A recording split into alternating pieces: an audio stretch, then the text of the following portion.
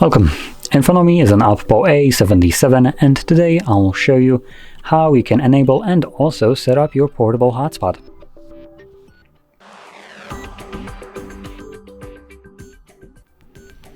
So to get started, pull down your notifications, extend the list of toggles by swiping down once more, and in here we should have a hotspot toggle.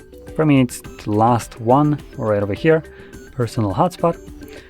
For you it might be somewhere a little bit earlier because I did add a couple toggles. But anyway, once you see this toggle, you want to hold it. This will then quickly take you to the settings where you can customize it to fit your exact needs. Now here we're going to navigate to hotspot settings.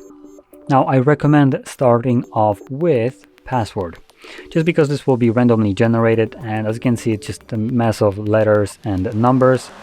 So we can just remove it and set our own password, and for some reason I have a very not English keyboard. Okay, anyway, I'm gonna make my password very easy anyway. So there we go. From 1 to 8. It needs to have at least 8 characters in length, at which point you will be able to save it.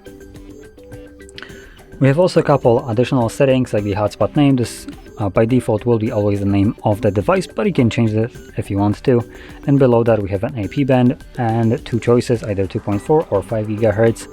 I recommend keeping it at 2.4 if you don't know exactly what this setting does.